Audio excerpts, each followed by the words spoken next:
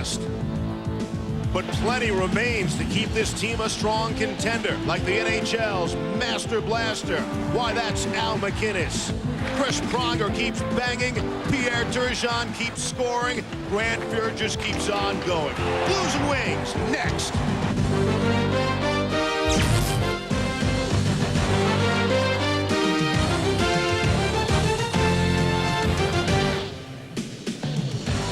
This is the Kiel Center in St. Louis, Missouri. We're set for the second of 6 regular season meetings between the Detroit Red Wings and the St. Louis Blues. Hi, everybody, and welcome to National Hockey Night. I'm Steve Levy. The last time the Red Wings were seen in these parts, they were eliminating the Blues from postseason play in the second round of the playoffs. I'm joined by Barry Melrose, and as a matter of fact, Detroit's eliminated St. Louis the last 3 years, so an extra special test for both of these clubs. Well, exactly. When you play a team like Detroit's won the Stanley Cup twice, it's a measuring stick of your organization, your team, and that's what Joel Quenneville's going to find out about his team tonight. They got off to a 6-1 start last year, but that was with Brett Hull and Steve Duchesne. They're not around. They're 3-3-1 in their first 7. And they got to find more offense. They got to find guys that are going to score, and these are the guys that must start scoring for the team. Pavel Demitra, great young player. He's got 3 goals already. Marty Reisner, they like this kid. They think he's going to score. But you look at Young, they go out and got him in the free agent market. Jimmy Campbell hasn't scored yet, although he's been hurt. They need those last 2 guys to start scoring some goals. Now, this is not just another Blues-Red Wings game. They're special by themselves, but this is extra special. 2 referees, Barry, your favorite. Next to Stewie, these are my 2 favorite referees. I like both these guys, and that's rare for me. Bill McCreary and Don Koharski get the job tonight. 2 referees for 2 very solid hockey teams. They'll be watching the Blues and the Red Wings very closely. This is a slap shot. This is a wrist shot. And this is the goofy shot you rarely see anymore.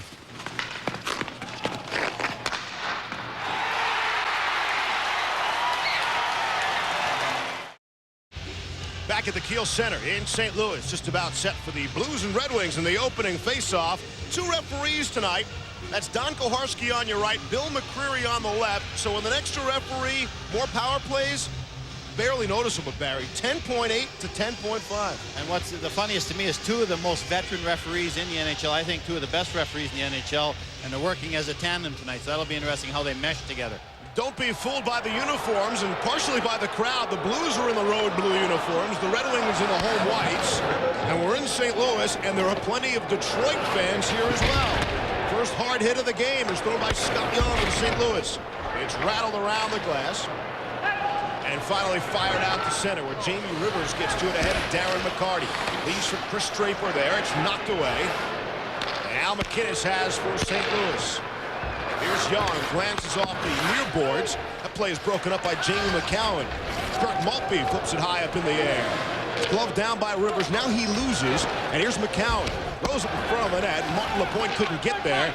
And Jamie Rivers does for the Blues. Cross ice for Young, couldn't handle. St. Louis will go for their first change. Slava Kozlov is back for the Red Wings. Off for Igor Larionov. And the Red Wings come to center. Inside the zone, Kozlov picks it up, working on Pierre Turgeon. Mark Bergevin on him. Bergevin checked by Larionov. Blues still able to get it out. Jim Campbell has missed the last 2 games with a shoulder injury. He's back in the St. Louis lineup tonight. Pavel Demitra pokes it behind for Turgeon. Out in front of the net. Spin back around for Demitra. The puck rolled towards him, and he couldn't get the shot off. Might not have seen the puck head in his direction. Blues set up pretty well here. Some offensive pressure 90 seconds in. 55 working on 77. That's Larry Murphy on Pierre Turgeon. Pronger hasn't been on the ice yet, so obviously St. Louis is going to try and keep Pronger out there against Shanahan and see if he can handle him size for size. They play it at center ice now. Larionov will throw it deeper inside his own zone. The Wings will go for a change. Here's Nicholas Lidstrom. Fires in, goes off one of the Blues players. Chris McAlpine to the corner. Pronger is on there, battling with Thomas Holmstrom. Back behind the net. Holmstrom has Sergei Fedorov with him as well. There you see some of that extra space behind the net. Mike Eastwood takes it away for the Blues. Out ahead. Kelly Chase couldn't handle, a bit too far for him. Scotty got the matchup he wanted. He got Fedorov's line out there against Chase's line, so you got the skilled guys against the tough guys. So anytime you get that, you're happy as a coach. I think Chris Osgood has played the best hockey I've seen him start a season yet. His numbers are fantastic, but he looks so confident in net. He's only lost one game, played well every game he's played. So Chris Osgood is carrying on after winning the Stanley Cup last season. At the other end, what can you say about this guy? Numbers, he's coming off an injury. Save percentage isn't where he'd like it, but one of the best goaltenders, and arguably maybe the best goaltender that's played in a long, long time. Fuhr was injured in the first meeting of the season between these two clubs. That was the whole ceremony night in Detroit. Another banner up to the rafters at the Joe for the defending Stanley Cup champions.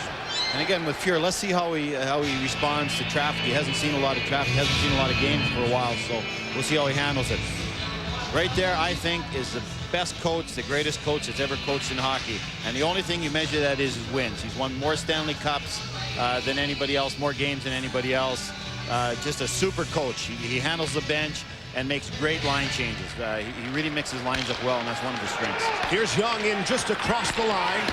He'll fire it in deeper. Osgood back behind the net. Someone's lost a stick. There's just one sliding through the play.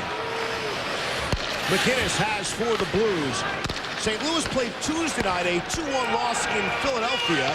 The Red Wings played last night. They blew out the Panthers 7-2 in Florida and did not arrive until early this morning here in St. Louis, about 3 a.m. by the time they got to their hotel.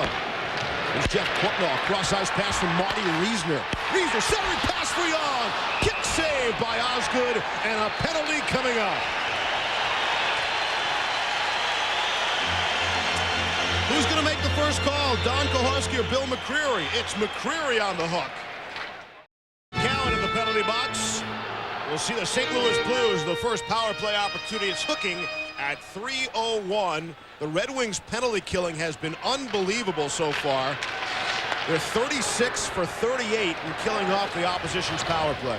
And obviously, when you're killing against St. Louis, you know the major weapon is McInnes' shot. So Detroit will try and take that shot away from Al, make him pass it, not let him shoot it, get in his face, and then they'll attack otherwise. But that's the #1 weapon of St. Louis is the shot of McInnes.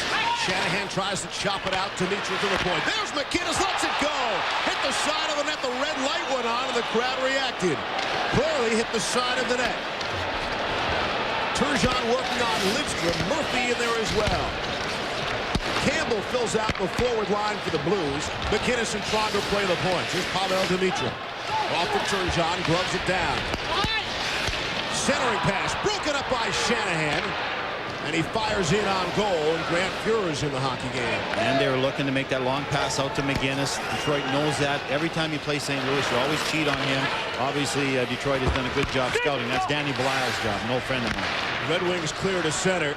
You have to miss Brett Hull and Steve Duchesne the most on the power play.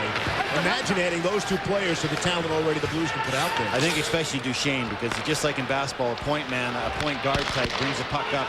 Everything goes off Duchesne. If they're cheating on McInnes, he can give it to somebody else. Pronger isn't quite as gifted offensively as Duchesne is. The other side of that, of course, you don't have to wear out Pronger on the power play. He can stick the penalty kill. And ready to go head-to-head with Lindros and Shanahan and players like that. Erickson drop pass for Felerov. One drop too many. Here come the Blues. 2-on-1. Scott Young on the right. Makes the pass. Trying to center in front.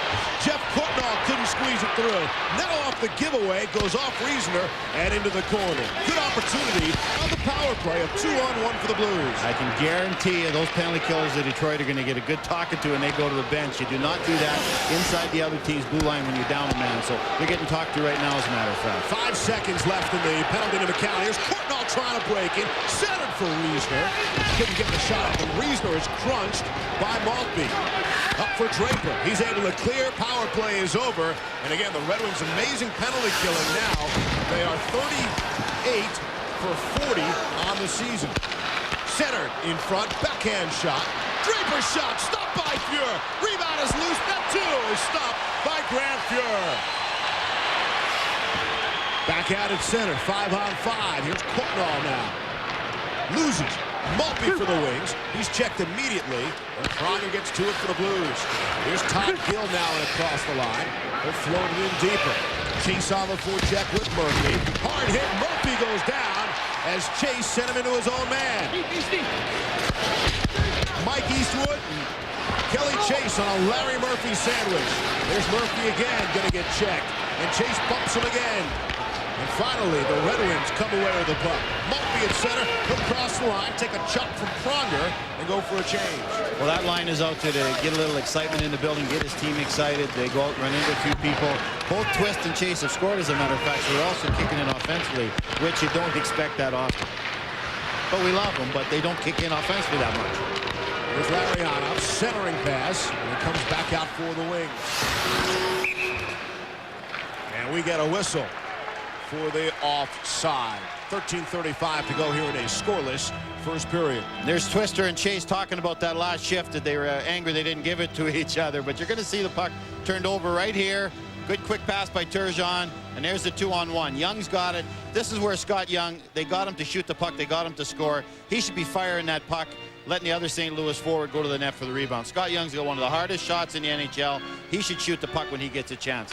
Now we're going to see why Grant Fuhr's numbers are so unbelievable. Why he's won all those Stanley Cups. Looks pretty sharp for a guy that hasn't played in a week or so. Great vision. And look how he was challenging. He was very aggressive out at the edge of the crease. Inside the blue zone, Chris McAlpine is on. Off of the skate of Turgeon, that leads to the turnover in the neutral zone. Here's Lariano trying to move on Bergevin. A couple of wings go to the front of the net. Murphy had it tied up in his skates. Lidstrom couldn't hold the zone. Campbell tries to squeak it free. Turgeon has now with some speed. Leaves for Dimitri. Gets it back in front. Lidstrom had tied up Turgeon just enough. Detroit's not quite in sync yet, Steve. They've given up a couple chances, a 2-on-1 and almost a 2-on-1 there. They're still a little road weary from the game last night in Florida. He's back for McAlpine now. Wrists it towards the net. Knocked out up the defense by Lidstrom. Turgeon is checked. Back behind the net. Murphy on Turgeon. Pins him. Squirts free. Wings get to it and able to clear. Blues off to a good start here. And they know they got a tired team. They don't want to let them get in the game. They would love to get up 1 or 2 before they get their legs, because once they get their legs, everyone knows what Detroit can do. So this is a good time for St. Louis to jump on it. Behind the net now, here's Scott Pellerin. Pronger, big shot in front. Stick save, and it goes to the corner for Greg Conroy. Michael Handzus on the ice as well, the impressive Czech rookie for the St. Louis Blues. But no one more impressive for St. Louis than their captain, Chris Pronger. Blues fans, say this for Saturday.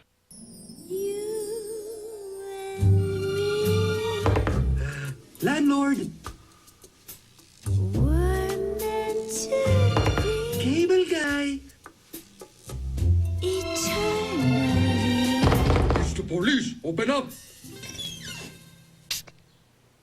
Yo quiero Taco Bell. Hey, nacho lovers, get a massive order of Nachos Bel Grande for just 99 cents when you buy a large drink. That's over $1 off. What better a place for these two arch rivals than just in the shadows of the arch here in St. Louis, the Blues and the Red Wings. Anders Eriksson inside his own zone for the Wings. Again, don't be fooled by the uniforms. Red Wings wore their home uniforms in Florida last night. And they go to Dallas for the next game. Leave on Saturday at Reunion Arena. I might be sitting in front of the TV for that one. Here's Chris Pronger now. Fires in. Don't you have NHL tonight or something? I got a night off, Another night off. but I'll still be watching. Here's Gil, fires in. No one watches more hockey. U.S., Canada, anyway, than Barry Norris. Czechoslovakia, Sweden, Switzerland. Here's McCarty now out ahead. Off for Steve Yzerman. First time we mentioned Yzerman's name at 8.5 minutes into the game. Work free to Shanahan as he hooks up with Pronger. We expect to see that matchup throughout. Handzus lost his helmet and heads for the bench. Wings get to it. McCowan will fire in. Pronger back for it with Dougie Brown. Here's Marty Reisner. Reisner able to knock it out ahead to center. Matthew Dandino for Detroit. He's played some forward, some defense for the Wings this season. Fedorov out ahead for Dandino. Just a bit too far for him. Leads to the turnover. And this, here's Fedorov. Faked the shot, trying to make the move. Couldn't beat Gill. And the Blues able to work it free. Here's Kutnall trying to beat McCowan to the puck. McCowan, who had a healthy lead, gets there first, but it's picked off. And a shot right through the crease. Kutnall throws the body. And it's cleared out to center ice. Another race for the puck, and the Blues get to this one. Flip to center. St. Louis is going for a change. Here's McInnes. Danger whenever he winds up from center. Especially Chris Osgood after what happened in the playoffs a season ago, but really any goaltender in the NHL when they see Al McInnes wind up. Well, Tuesday, National Hockey Night returns to ESPN. Speaking of rivalries, how about Wayne Gretzky and the New York Rangers? Martin Brodeur, Scott Stevens, and the New Jersey Devils, both clubs trying to get off to some better starts. Who's the best New York area team? Might be the Islanders right now, the only 500 team. 7:30 Eastern, National Hockey Night. It looked like a harmless play, but watch the puck go at the net, hits the crossbar just at the L there. So any shot at the net is a good shot. That's an old saying. It's not always the best play, but it's never the wrong play. Throw it at the net, good things happen. We saw there, almost went in, goaltender never saw it. And that was Bill McCreary's end zone, and he had proper position, immediately waved it as to say, no, it didn't sneak under. We should tell you 2 referees are also 2 linesmen. So 4 zebras on the ice. McInnes faked it. Lets it go now. Osgood squeezes the pads. And there was Kelly Chase crashing the net. And that gets sticks and gloves up in the air as usual. Steve, when McInnes gets that puck at the top of the circles there, you almost expect him to score because you basically got three chances. You're going to hit the goaltender, you're going to miss the net, or you're going to score. That's really the only 3 things that can happen because Osgood isn't going to be able to react in time to make a save. So that's why with McInnes you got to be so aggressive and out to take as much of the net away as possible because that's your only chance of making a save on him if it's not right at you. We mentioned the referees, the other 2 linesmen tonight, Andy McKelman and Dan Shakty. For the referees tonight, and they take a look, the 2-ref system and what they skate. I'll tell you what, they skate an awful lot. When the referee's by himself, 9 miles per game, man. But now what's happening, basically, you're going from the corner to center. You're going from the corner to center, so it's really cut down the distance. Now they got places to look. One is looking in front of the net at all the action. The other is looking behind the play. So now they've got stated jobs and stated areas to go, so their workload has been cut down drastically. This is the 4th 2-referee game for Bill McCreary that he's been involved in. The 3rd 2-referee game for Don Koharski on this season. Again, each team will see it 20 times, 10 home, 10 away. The Red Wings, this is their 3rd game with 2 referees. They're 2-0. The Blues, it's their 3rd game as well. They're 1-1 in 2-referee games. The Red Wings are going to be 2-0 in 2 games with no referees. Shot, score! Scott Pellerin on the perfect feed from the corner, and the Blues go up 1-0.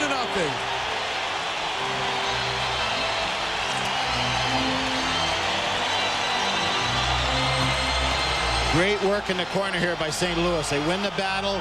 Good movement down low. Great backhand pass. And Pellerin was skating away from the defenseman. That's why he was open. He wasn't standing still. Watch his feet. He's going backwards here. That's why the defenseman can't cover him. He's moving his feet backwards. If he'd have stood stationary, that defenseman would have covered him. Pellerin made a smart play here. Great pass there by the young rookie. Pellerin 1 times the puck. Excellent play by all 3 St. Louis forwards. For Scott Pellerin, it's his first point of the season, let alone a goal. And he has the Blues on the board. A 1-0 lead for St. Louis. From Jesus and Conroy at even strength at 10:01. And the Blues lead the Red Wings 1-0. Centering feed in front. Jesus tried to kick it free, couldn't.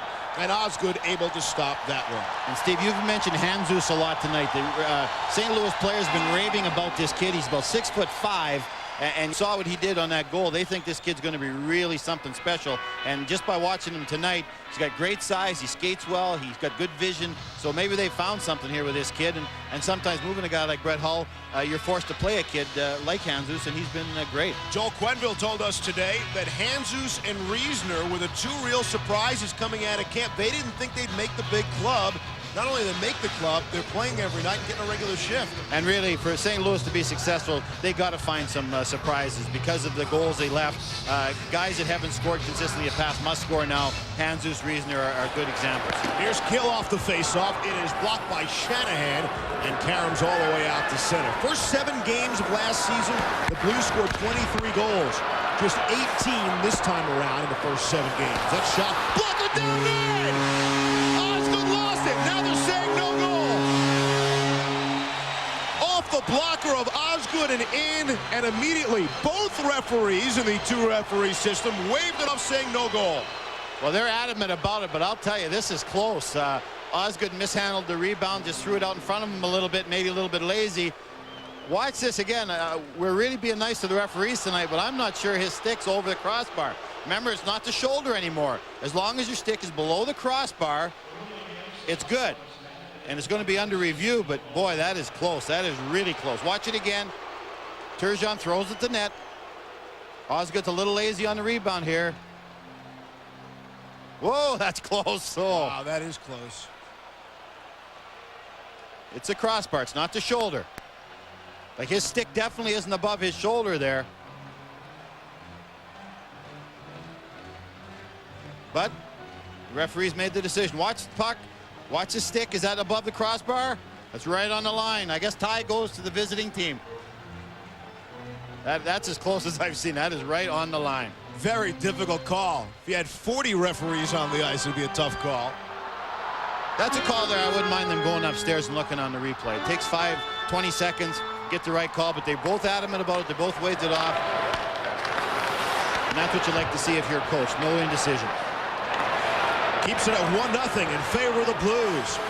Especially if you're Detroit's coach, I mean. Good to have Scotty Bowman back after what he has gone through in his offseason. Neat move by Draper, in shot, right pad save by Fuhr. Little sneaky shot there by Draper. Well, with Draper, you got to respect his speed, and Bergevin was cheating, wanting him to go to the outside, cheat a little bit too much, and Draper made a quick move on the inside and had him beat. And a penalty coming up. I believe Tony Twist fired a right hand. And that'll lead to roughing. Grant Fuhr is going to face a Detroit power play. When we come back. Let's take another look at this play. It was so close. Be the judge yourself. Be the referee. Again, Osgood loses it. Comes in, one hand on the stick. His stick. That is there. That is a really, really close call. But both referees were sure of themselves. They made the call instantaneously, and you got to go with them in that situation. They did not go upstairs for review. We want to point that out. That was our own little review. We were reviewing it as you were at home, but officially they did not go upstairs to review that. And it keeps it at 1-0. Tony Twist in the penalty box. 2 minutes for roughing at 11-12, and this is the first Red Wings power play of the night. Talk about your firepower. Steve, that's what's called a cheap penalty. Tony took it behind the play. It was roughing. He's there for a reason. He's there to supply courage and character and all that, but your tough guys could not be taking those cheap penalties behind the play, especially against a power play like Detroit's or a Dallas, because it'll come home to burn you. Fedorov, Holmstrom, Yzerman, Lidstrom, all on the ice, along with Brendan Shanahan. And Holmstrom's going to go one place to the front of the net on any time Red Wings get the puck into the St. Louis zone. He scored 2 power play goals last night in Florida, just that way. Coming up on 50 seconds left in the man advantage. Trying to get a second unit on as Kozlov is upended. Penalty coming up. And the Blues will be shorthanded 2 men for 45 seconds. We check in now back at our studios with Michael Kim. All right, Steve, in Ottawa, they went to the first intermission 4 minutes early because of this hit by Eric Lindros on Andy Dackel. They are back on the ice to resume the second period with 4 minutes tacked onto the period. More on Dackel's condition later on NHL Tonight. Back to you. NHL Tonight, that's coming up immediately following our game here on ESPN2. Scores, highlights, and reaction. And how about your reaction, Barry? The Blues are down 2 men. Well, what happened here, this guy came off the bench right there. Kozlov didn't see him because he was watching the other man going to the bench. Leg stuck out. That's the call. St. Louis player stuck his leg out. Kozlov had him beat, and they tripped him. So definitely the right call, but it's certainly a tough way to put your team down 5-on-3. It's Scott Pellerin, the goal scorer so far tonight. Got a 2-minute tripping penalty at 12:27. 2-man advantage for 45 seconds, and that is a ton of power play time on a 5-on-3. And Pellerin's a big body checker. A couple nights ago, he threw a big hit on McGillis against Philadelphia and broke the glass, so he's looking to make a big hit in that area. Here's Kozlov now, tees it up, shot save, rebound loose, shot, another stop! Red light is on, red light is on! And I believe they have pointed upstairs. Yeah, he did point upstairs, Steve. He couldn't see the puck. He'd lost sight of it, but the goal light went on. he looked at the goal judge, and then he pointed upstairs. So I don't know if they're going to go upstairs, but right away, that's where he pointed. Amazing. 13 minutes in. It's a good thing we have 2 referees here tonight. You see right there, Grant Fuhr makes the first stop. Rebound comes there to Brown. Throws it. Puck trickles in over the line, but Koharski couldn't see it because of Grant Fuhr's one of those giant gold gloves they have there. This one is officially under review. This is not just our own ESPN2 review. It's officially under review, and it's officially a goal, so that happened very quickly. Score the goal for the Wings, a 1-1 game. More importantly, the first penalty, the first player able to come out of the box, so the power play continues for Detroit. Actually, Fuhr makes one great save there. Brown wins the battle. Good play by Brown, and it just trickles in by Grant Fuhr's glove there. I thought he made that save, but he got away from it. And again, you're right. Now they only get one guy out, so that's a double killer in a situation like that. 90 seconds now and 5-on-4. Here's Doug Brown. Leaves from Martin Lapointe. Just point out Pellerin, you mentioned the body check. He's a big penalty killer for the Blues as well. So that hurts twofold. Brown, little drop pass. Off for Larionov. Goes back to the point from Martin Lapointe. His shot is blocked by Mike Eastwood, and it clears to center. It's a little bit of a new look, Steve. Martin Lapointe playing the point on the power play. I'm not sure if I remember seeing that last year with Detroit in the playoffs. He's got a big, heavy shot. There's no doubt about that. But Marty doesn't play that much power play time, especially on the point. They sure weren't thinking about us when they did that. Lapointe on the point. That's all we need. We got enough problems. Here's Fedorov and across the line. Off of Holmstrom now. 40 seconds left for man advantage. Shot from the point is deflected wide of the net. And it comes all the way back out to center for Shanahan now. 30 seconds left in the power play. Here's Shanahan at center. Brings a 7-game point-scoring streak into this game. As does Steve Yzerman. 3 assists last night in that lick in Florida. I guess he played great. I guess the whole team played great in that situation. But Florida has to be hit a little bit to fault there also. Here's Yzerman now to the corner. Knocked away from him. Pronger couldn't clear. Now it is cleared out to center ice. 5.5 to play. Steve Levy, Barry Melrose, and our fine ESPN2 Fire on Ice crew from the Kiel Center in St. Louis in a 1-1 game. Here's Chris Pronger. Rifles one wide. Power play is over. We're back to 5-a-side. Pronger gets to it. Out at center. Here's Maltby for the Wings. Back inside his own zone from Larry Murphy. Doug Brown gets the goal from Kozlov and Murphy. A 5-on-3 power play goal at 12:46. Dougie Brown already his 4th goal of the season in game number 9.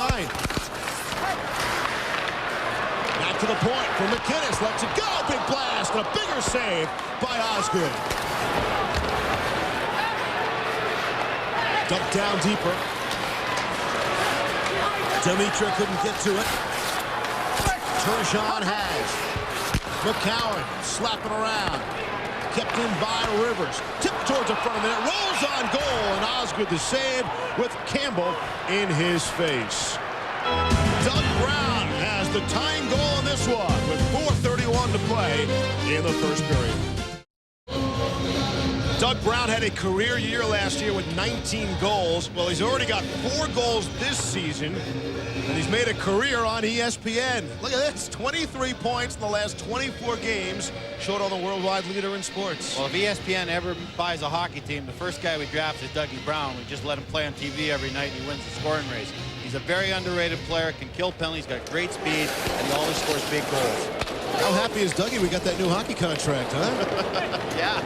It's 5 additional years on ESPN and ESPN2. Here's Scott Young.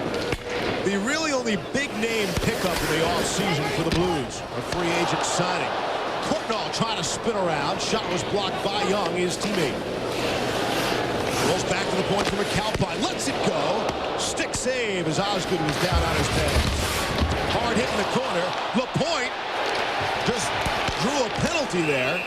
And a penalty will come up against Martin Lapointe as he and Jeff Courtnall got together. Marty better be careful. He's going to end up getting 2 minors. But again, you see what happened there. He was frustrated. Took a bad penalty. Let's go back to Michael Kim. Mike. All right, Steve, back to Ottawa.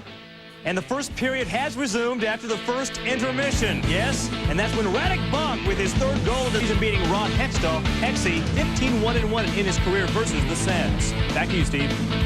All right, Mike, thanks. We'll see you on NHL tonight after the game. And again, what happened here, Courtnall, who can get under anybody's skin, goes in the corner here, and he sort of jumps at Marty and could easily had a penalty in that situation, but Marty turns around and sort of pork chops him there in the belly. Marty's lucky he didn't get a double minor here because they're really going after the stick violations. And then Marty goes after him one more time in front of the net, so very fortunate he's in there only for 20 minutes or for 2 minutes. The point, 2 for slashing, 16:07. We'll see the Blues power play. Their second of the night. But Courtnall's one of those players, Steve. He really, really can make you mad out there. So when you're playing against Jeff Courtnall, you really got to have your composure because he tests you very, very much. He turned around, I thought, that first round series last year, banging into Stefan Fiset in Los Angeles. Certainly he turned that game around, no doubt about that. That led to 3 power play goals on a major penalty after that. Shanahan gets to it, but fans on it, had his stick lifted, rolls up for Al McInnes with all sorts of time and space. Off for Pronger now. 3.5 to go in the period. McInnes, his shot broke Shanahan's stick. I'm not sure I've ever seen that before. Usually it's the guy shooting who breaks his stick, but McInnes shoots it so hard, he broke Shanahan's stick. Steve, he's going to break something. When he hits something, it's going to break. It's just how hard he shoots. So that lucky it was a stick there instead of like a foot or a leg or something like that, because something's going to break when he hits it. The results are bad. If the puck hits you, the results are going to be bad. Reisner across the line for Courtnall, knocked away by McCowan, but Young controls for the Blues. McInnes cross for Pronger. He's got a lane, shot save, rebound, no rebound because Osgood was there to hang on. 2:45 left in the period. 52 seconds in the power play. And we were here this morning watching practice, and this is exactly how they set it up. What they were hoping would happen, and they worked on it this morning, is when Pronger gets that puck in that situation and Osgood challenges the way he does against those defensemen, they want Pronger to throw it the back door to the St. Louis defenseman or the St. Louis forward standing at the far post. Pronger gets it here, but watch this shot. Shanny throws a stick, hits it.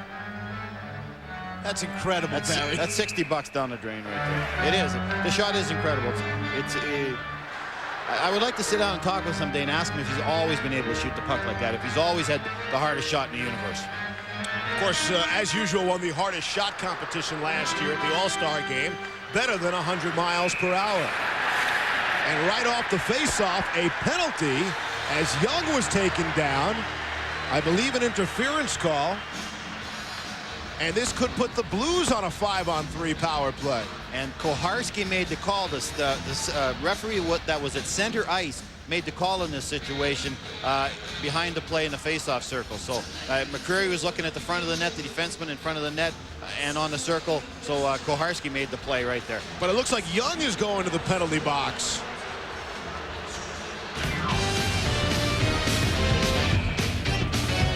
Friday night fights for you.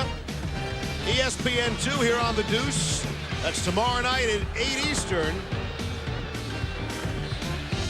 Emmanuel Mayfield will defend his belt against Arthur Williams. And in this week's classic segment, Friday Night Fights relieves the number of bouts between Muhammad Ali and Joe Frazier. I love this call, Steve, because you see Young at the left side of the screen there, not letting the Detroit player go out to the point to forecheck. That is a great call. Call it more often. Those guys got to have free reign to go out and forecheck and get on the defense. Great call by the referee. Caught Young interference at 17-18, and that gives us 4-on-4 for the next 33 seconds. Anytime you can get 4-on-4 situations, I love it. One of the most exciting things in hockey, 4-on-4. Love to see it more.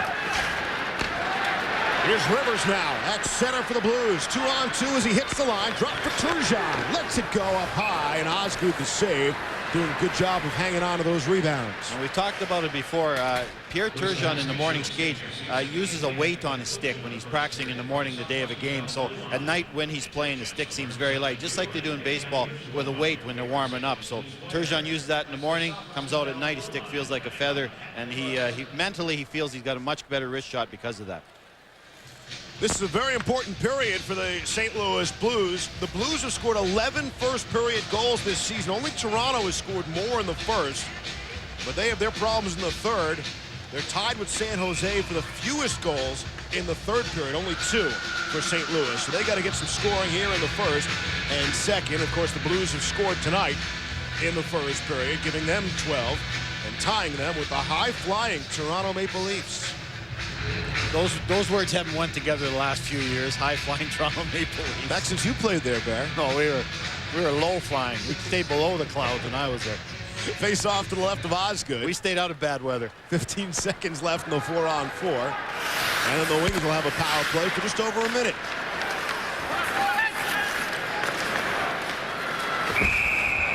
Out of play and into the crowd. Again, 2 referees being used tonight. And I'll tell you what, we've needed both referees, what we've seen.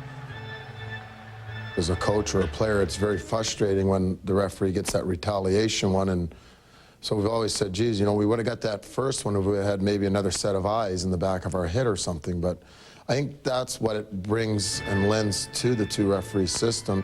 Man, Coho's got the nice flat top going there. You could land a plane on top of that head. Sure, he'll appreciate that. He's a good referee. I like him because Coho lets you play. If 2 teams are battling and they run into each other and playing hard, as long as the sticks stay down, he'll let you play, and I think everybody loves him. McCreary's the same way. He'll let you play and he'll let you run into each other and be aggressive as long as you keep the sticks down. For the most part, they've been pairing a senior referee with a younger referee, but not tonight. 2 senior guys, and that'll be interesting to watch as this game progresses. Here come the Wings. Here's Lapointe. Tried to center. Kozlov was in, but they couldn't get it to him. Here's McInnes the other way now. And they're offside at the line. Nice play by Nicholas Lidstrom. Just a poke check at the line to throw the play offside. Well, you just saw 2 great defensive plays. You mentioned Lidstrom's at the Detroit end. Pronger at the other end. It was a 3-on-1. If Marty makes that pass across to the far player going to the post, it's a backdoor goal. So Pronger makes a great defensive move. And Nicholas Lidstrom, arguably the best defenseman in hockey, makes a great play there, causing the offside. We got some great defensemen in this matchup tonight, Steve. Chris Pronger, of course, was one of the 2 finalists. Nicholas Lidstrom, the other finalist, only to Rob Blake, who won the Norris Trophy, the LA Kings. And I personally believe those are the 3 best defensemen in hockey. Good physical size, good defensive ability, and good offensive ability. So they're not weak in any area. This is a Red Wings power play for the next 35 seconds. Blues able to get to it and clear. Lidstrom, Fedorov, Larionov, Kozlov, and Lapointe. Razzle-dazzle by Ozzie there behind the net, off with the glass, back to him. You don't see a goaltender doing it that often. Here's McInnes, fires it out. We hope to speak with Al McInnes coming up in our first intermission. Here's Lidstrom now as we hit the final minute of play here in the first period. A 1-1 hockey game. 5 seconds left in the penalty, the interference call on Scott Young. Pronger gets to it, able to clear. And that'll do it for the power play. We're back at 5-a-side. Here's Darren McCarty. Leaves for Steve Yzerman. Try to feed it through was Shanahan. Pronger clears it. Final 25 seconds left in this period. Play at center for Jim Campbell. Sends it. Osgood will throw it around the boards. 12 seconds. Comes up for Shanahan now. Broken up. Campbell trying to get it ahead for Dimitra. And they are offsides with 5 seconds left in the first. Again, Pronger made another great play at the blue line, intercepted that pass. For some reason, he can really anticipate when a player is making that pass. He gets that big stick down. We've seen him intercept maybe 4 passes tonight already. So not just physical ability. You got to think to be a great defenseman. Think ahead of the forwards. Usually a defenseman's smarter than the forwards anyways, but you're seeing some of the smartest of the smart here playing tonight. Doug Brown scored the goal for Detroit at 12:46. In the 7 minutes and 14 seconds after that, Detroit unable to fire a single shot on goal.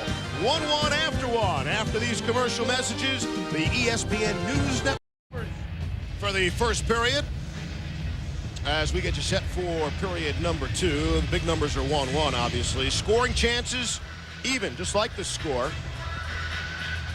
Face-offs are close as well. But again, the scoring chance is what you look for.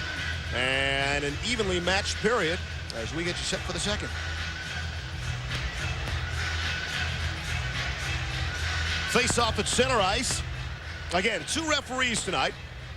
Don Koharski, Bill McCreary. And 2 teams wearing their wrong sweaters.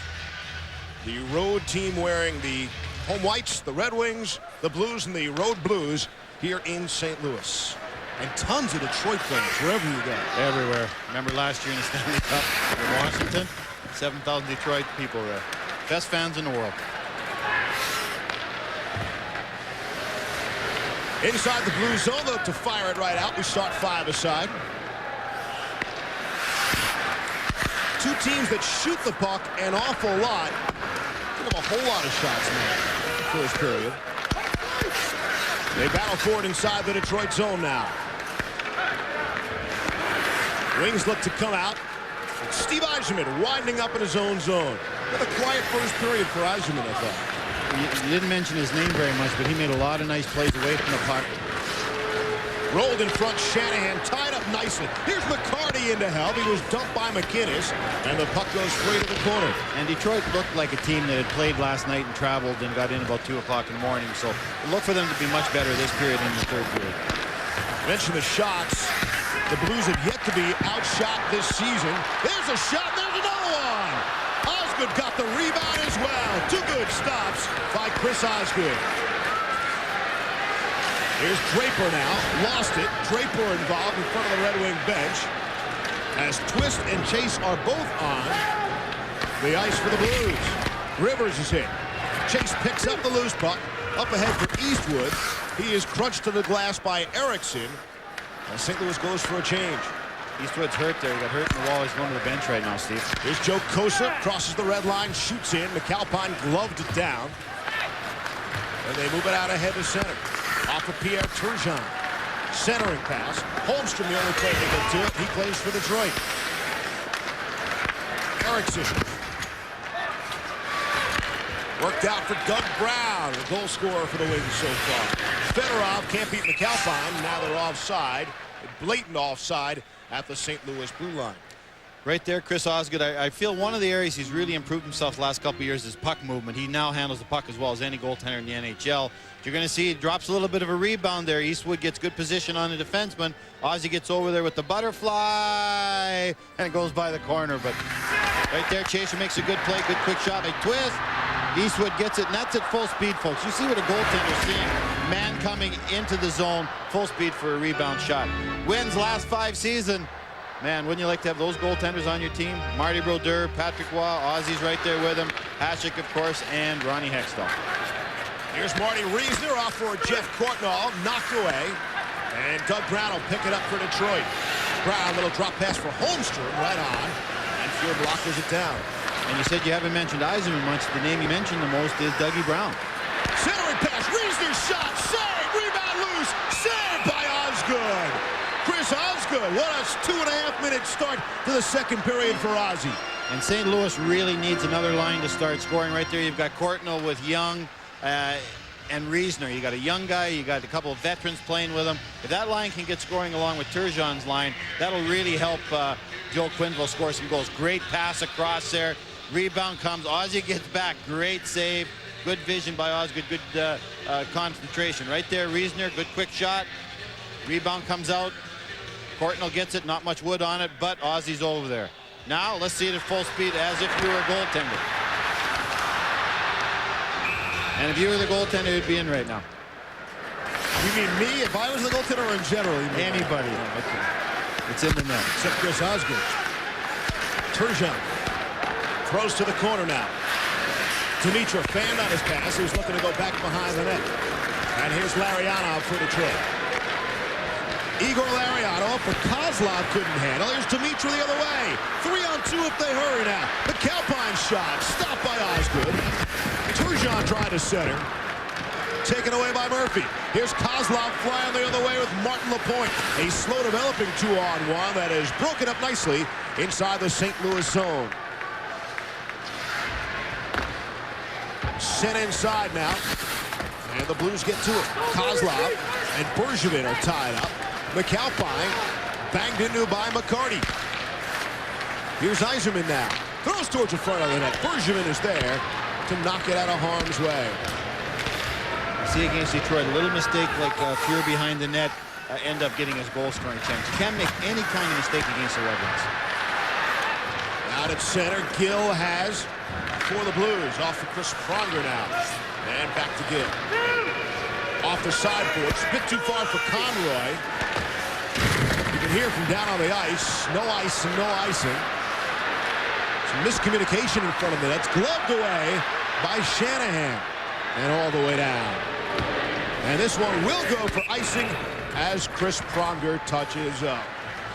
Scotty Bowman, the winningest coach in hockey history, looking to add to his total tonight here in St. Louis. Back in St. Louis, and dating back to when Doug Brown scored the tying goal, 12:46 of the first. The Blues are out shooting the Red Wings 9-1. Detroit, the second most shots in the NHL they average. The Blues are fourth. What do you think's first, Barry? Most shots on goal in the NHL? Philadelphia? How about Florida? Is that shocking? I wouldn't have got that. Philadelphia is a good guess. They are number 2. But the Florida Panthers averaging more shots on goal than anybody else in the NHL. And a delayed penalty coming up. And this penalty called from the backside by the second referee. Don Koharski, you see, with the hooking signal, and he was behind the play. And again, our Sports Zone poll, our question for you tonight, in case you're just joining us. Well, what do you think of the 2-referee system, and what effect will it have? And by the way, it's not going away, folks. This is not an experiment. What effect will it have? Positive, negative, or none at all? You can vote at the NHL page at ESPN.com. We'll tally up your votes and let you know towards the end of the game. Now you're going to see the penalty here right there. Hooking behind the play, not letting the Detroit player join the play. That's a good call. It should be called all the time. And I really think, again, I'm not a proponent of this, but that's a call that maybe wouldn't be made unless you have the goalie or the referee coming from behind. Off the faceoff, Lidstrom's shot is stopped, and Fuhr hangs on, and Holmstrom right there.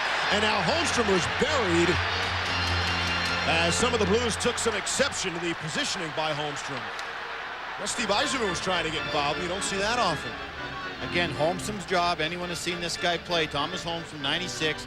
As soon as Detroit has possession of the puck, he goes to the front of the net, and he stays in the goaltender's line of vision. He's not just in front of the net deflecting pucks. He's always moving with the goaltender, so the goaltender has to look through him in order to pick up the puck.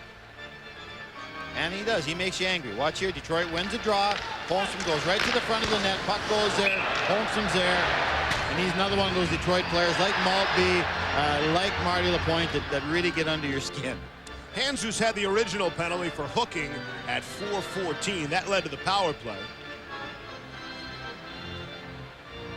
Holmstrom and Pellerin are each in the penalty box.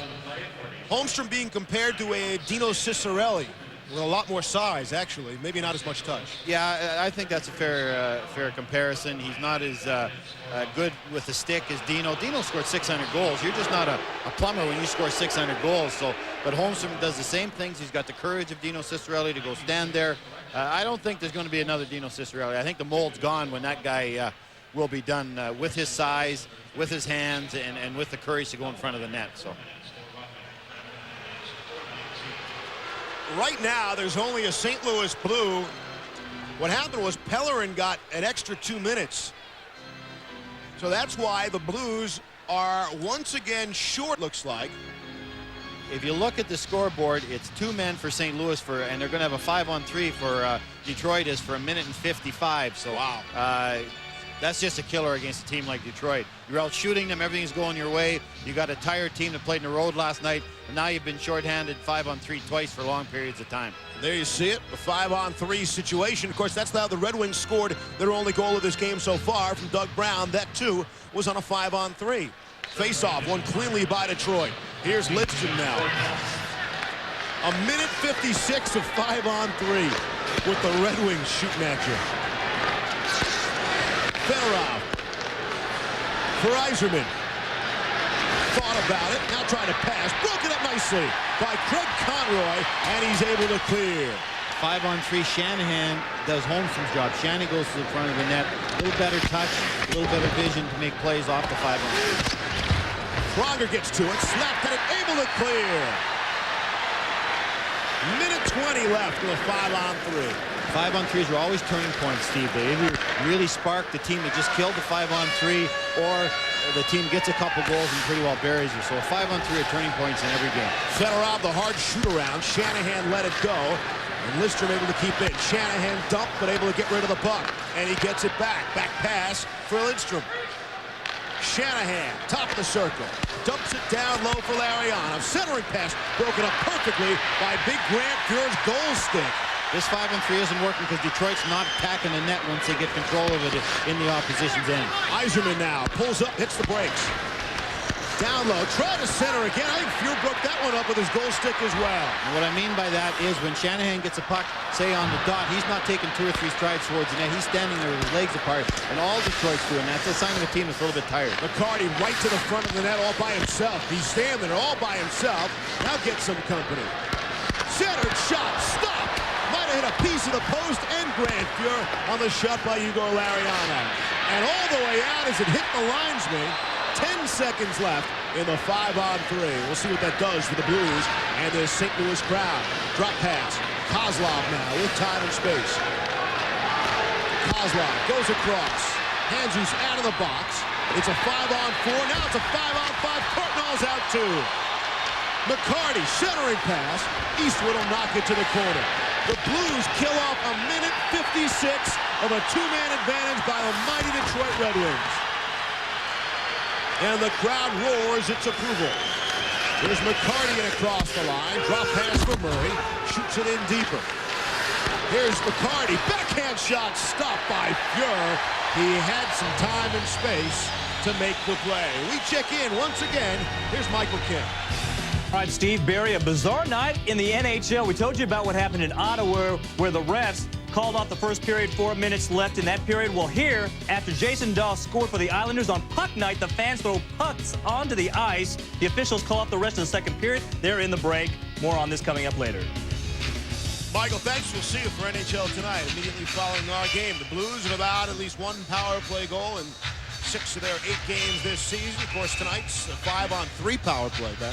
Well, right there on that 5-on-3, it was excellent. I think most of it was Detroit's lack of attacking, standing around, not going to net, like I said. But bottom line is a 5-on-3 for 1 minute and 55 seconds against Detroit. Grant Fuhr didn't have to be spectacular. The penalty killers did a good job. And now let's see if they can take advantage of that. See, no one's moving towards the net for Detroit. They're all standing still. Right there, Larionov gets a tip in. But that was really the best chance Detroit had by far. So great job by the St. Louis penalty killers against a little bit sluggish Detroit team in that situation. Barry, what do you think there? How about that 4 on-ice officials huddling in a corner? Well, what they're doing, that linesman in front of the Detroit bench took a slapper from the St. Louis defenseman killing penalties, and he was hurt. The play kept going on, but as soon as the play stopped, they all rushed over to him in front of the net to make sure he's okay because he took a slapper right in the side. Face off to the left now of Grant Fuhr. Off draw, shot behind the net. McAlpine wraps it around for Jim Campbell. Campbell checked immediately by Maltby, but the Blues still able to come out. Here's slick Pierre Turgeon now, trying to hold off a man with one arm. Momentarily able to do so, but Joey Koser comes away with it for Detroit. Bergevin got just enough of him to slow him up, and it's back out to center. And it's a 2-line pass. 12:45 to go here in the second period. Grant Fuhr in his 18th season and a 1-1 tie. Blues and Red Wings are moving here along as the second period progresses. Coming up on 12.5 to play in the middle stage. Blues come out. Shot. Stop. Rebound is loose. And they couldn't get the second shot on goal. Some pushing and shoving behind the play right in front of the back referee. And that is how it acts as a deterrent. And maybe players will not be inclined to take those kind of penalties. The second referee staring right at them, as was the case there. Here's Dandino for Detroit. Out ahead for Holmstrom. McInnes on him. Turnaround shot is blocked as Rivers went down to take that shot. Here's Jeff Courtnall screaming down the left wing, makes the move, trying to split through a couple of defenders. Feed in front, Scott Young couldn't get to it. Penalty is coming up. A penalty, delayed call will go against the Red Wings. Dandino's without a stick. McInnes, cross ice pass, but Pronger lets it go. Turgeon gets to it. And now as Holmstrom touches, we get the whistle and a penalty. Looks like it'll go against Detroit. Wednesday, NHL action returns to the Deuce. As Brett Hull and his new team, the Dallas Stars, take on the San Jose Sharks. Many people picking the Stars to go to the Stanley Cup, maybe even win it. Dallas off to a great start while being led by Eddie Belfour's 1.65 goals against average. And how about Daryl Sador and his 11 points? The Stars in San Jose Wednesday here on the Deuce. Note the start time of 10:30 Eastern. With a broken stick. There's Marty Daniel going to the bench. Now you see right here, his stick breaks. He knows he's in trouble, so he puts a lock on the player. The minute you make that arm go around, you pretty well know you're going to get a penalty. And you see Fedorov right there grabbing the stick. So really, they could have easily had 2 penalties. Right there, the stick being grabbed, Fedorov pulls him down. So Fedorov's a pretty important part of this team, so maybe they got away lucky with Danino going to the box instead of Fedorov's team. The official call is playing with a broken stick for Danino. Danino didn't know it was broken. The blade broke in half, and he didn't know the blade had broken, and he continued to play with it, yes. Of course, the rule is as soon as the stick breaks, you have to drop it. That can be very dangerous. 8:24 at the time of the penalty. 2 minutes. Third power play of the night for the St. Louis Blues. Osgood is bumped by Campbell as Campbell went by. Here's Yzerman now. Short-handed for Detroit. The Blues did such a good job on the penalty kill. We'll see what Detroit can do with it. This is what makes Detroit such a good team. You've got McCarty, a tough guy, a physical player, killing penalties. That's why this team is able to do what they can do. Players like McCarty are good enough to kill penalties. Osgood gets to it. He's chopped by Courtnall, but not before Osgood could clear the puck around. McInnes will go back for it. Chased by Draper now. Under a minute left in the penalty to Danino. Here's Marty Reisner. Led the nation in scoring at Boston College last season. Off for Scott Young in his skates. And couldn't get it going. Maltby upended and goes flying into the net and knocks it off. Kirk Maltby with a good rush while shorthanded. Well, again, you see why Pronger is in the voting for the Norris Trophy. He's fast enough to stay with a very speedy forward like Maltby and make a good play defensively while not taking a penalty at the same time. So when you're capable of doing all those things against a player that skates as well as Maltby, you're a pretty talented man when you're 6'6". 10:08 to go here in the second. Maltby killing off some valuable clock. Still 32 seconds left. And the Red Wings penalty and the Blues power play. See, when they got Scott Young, they were hoping that he'd maybe play a point a little bit on the power play. So you get McInnes and Scott Young on the point. You've got 2 of the hardest shots in the NHL. They're hoping that he's going to kick in with some goals. He hasn't got any yet, which is sort of amazing. But you saw Van Beesbroek the other night make an unbelievable save in the Flyer game. So he's been snake-bitten a bit. But they need this guy to score. He's got 17 shots on goal this season and yet to buy one. And he's in good position all the time. Seems to have some problems tonight, puck in his skates, and unable to handle it in front of the net. But he seems to be in the right position. And I guess time will take care of that and more opportunities. Well, as a coach, you don't worry about a player that's getting chances. He'll score eventually. When a player's not getting the chances, you know that he's not working hard enough to get in position to score. Jamie Rivers has. As the power play is over, Danino is freed from the penalty box. That was an ugly power play, Steve. Demetrius shoots in. You've never been afraid to say anything in your life. Man. Who are you kidding?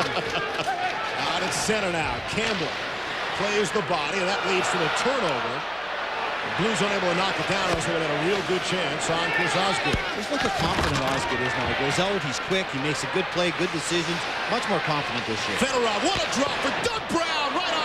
The save by Grant Fuhrer. Beauty of a setup by Fedorov, and Brown got the good wood on the shot. Doug Brown's got the lone goal for Detroit. Scott Pellerin, the only goal for the Blues. Both coming in the first period. Steve Levy, Barry Melrose, National Hockey Night here on ESPN2.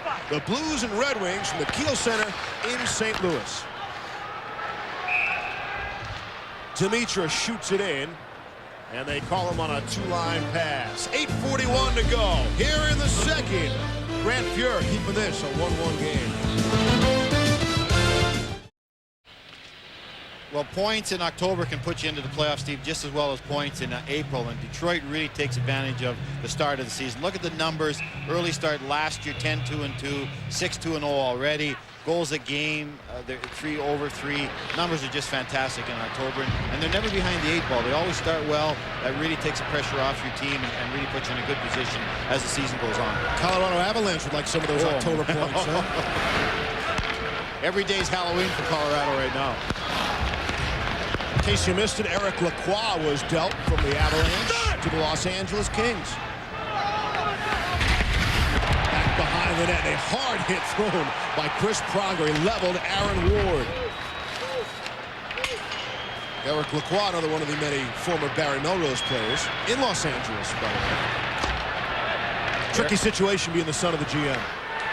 Chance for the Blues. Shot. Oh, tricky shot. Handzus let it go, and nearly at Osgood going the wrong way. Yzerman at center now. Off for Shanahan. And it's fired in, and they'll go for a change.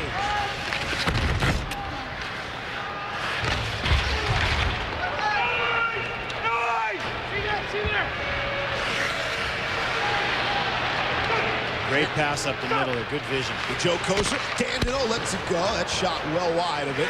And that leads to this. Here's Kelly Chase up ahead for Scott Pellerin. And he'll just backhand inside the zone. On with Eastwood, filling out the 3 St. Louis Blues on the line. Up for Joe Kocur now with Maltby. 2-on-2. Twist on it as well. McAlpine puts Kocur down to the ice with a hard shoulder check. Kocur and Chase barely touch each other. There's Twist. Knocked down in front of the net. And it's fired out ahead to center. Here's Kelly Chase now. They'll shoot in. And this line will look to forecheck just a bit. Maltby there. They'll look to do a few other things too, Steve. Twist the hit on Maltby. Back behind it. Maltby's getting to it. Here comes Jason. Makes the hit on him. McKinnon's shot deflected. This line getting some good offensive pressure now. You keep your head up when this line is on for the Blues. The people in St. Louis love these guys when they get out there. The building just starts buzzing when they come over the board. You can see and read more about Kelly Chase and Tony Twist in an upcoming feature in ESPN magazine, and we look forward to that. Not just about them, about their wives as well. Out at center. Larionov, little drop pass now. A little snapshot was blocked at the defense by Rivers. Never got through. Centering pass. It's broken up. McInnes looks to spin away from trouble. Here's Turgeon now. Able to send it ahead into the Detroit zone. A fast-moving second period. See, we've been talking about the St. Louis players needing to score, but this is the key line. Turgeon, Campbell, and Dimitri. This is their best line, top unit. Turgeon has scored over 100 points twice in his career. Dimitri's a talented man. Campbell has scored 20 goals. This is the key to this line. If this line can score and produce, they can get away with Fred Hall leaving and Duchesne leaving. Campbell fires in now. Blues go for a change. That allows the Red Wings to come out rather easily. Holmstrom will flip in. And we get a whistle. This weekend, the top 30 golfers on the PGA money list gathered in Atlanta for the Tour Championship. David Duval, you know him, big hockey fan. Yes, he loves hockey. He'll be on hand to defend his title and continue his quest for Player of the Year honors against a field that only includes Mark O'Meara and Tiger Woods and the rest of 1998's top golfers. Coverage continues tomorrow at 2 Eastern, 11 a.m. Pacific on ESPN. And Freddie Couples in that, another big hockey fan. Then it shifts over to ABC for Saturday coverage at 1:30 Eastern, and Sunday as well for the final round. They say it's lucrative. If you finish last in that tournament, you still get $64,000. It's pretty good last place money. I wish some of the teams I was on, I wish it was lucrative to be last. Out ahead at center. Here's Holmstrom now. He'll shoot it in. Under 5 to go here in the second. We're tied at 1. All the scoring coming in the first period. Won by that man, Doug Brown. McAlpine, who's played a solid game, takes it away. They've really been happy with McAlpine here. They say he's playing excellent hockey. He jumps into play a little bit, but very strong defense for a guy that's really benefited from Duchesne leaving with the extra ice time. Here come the Blues. Look to make the transition game. Go defense to offense. Here's Reisner. Tries to spin it back. Aaron Ward takes him out. Interesting matchup there. Michigan against Boston College alum. The two competing for the NCAA championship last year on ESPN, by the way. Michigan beating Boston College at the Fleet Center. Reisner there, playing the body. Reisner still working, now on Dandino. Dumps it down deeper for Conroy. Centering pass for Gill, shot it wide of the net. Had to get rid of it quickly as to not have it blocked. Conroy picks it off. He's checked by McCarty, and that forces the play back out to center. The Dandino experiment and him playing defense is really starting to work. They're very happy with the way he's played. I'd say he's playing some of the best hockey that he's ever played in defense. So maybe that is going to work, and he's going to end up being a good NHL defenseman. And Dandino's thrilled because he just wants to be He in the wants lineup. ice time. He just wants to play, exactly. He'll play goal if you need him. Just get me in the lineup, coach. Shanahan throws the check in. Gill at center ice. Crunched there along the boards by Dandino. He's been on 2 Stanley Cup winners, Steve, and he hasn't played yet, so that it's really hard on a young kid, and exactly, he just wants to play for this team somewhere. Now, you can see a lot of players saying, hey, I don't want to be shuffled back and forth different positions. That's not the case with Matthew Dandino. Here's McCarty at center now. He'll shoot in and head for a change himself. Rivers back for it, checked by Draper. And it comes up the near boards for Tony Twist. After a strong shift the last time, these guys are right back out there. They're being rewarded. Joe Quinto said they worked hard last shift. Let them get out there again, and they deserve it. So we'd like to see a coach reward the tough guys with ice time. And Joe Koster on the ice, it seems, every time they jump on. I believe Koster, Chase, and yourself, the only players in the building, only people in the building who know where Porcupine is. And all 3 of those guys played in the same junior team together, Saskatoon Blaze. How'd you like to play against that team? It's been one tough junior team as Twist tries to work it out. Sent into the corner now. That's where Koser is. McKinnis on him. Broken up by Rivers. Tried to clear. Just gets it out across the line. Murphy has for Detroit. On for Lariana. Tricky knuckleball type shot. Well, no problem for the veteran Grant Fury.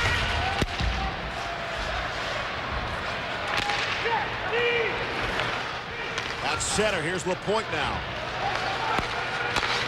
Shot from the angle, kick save, and a good one by Fuhr.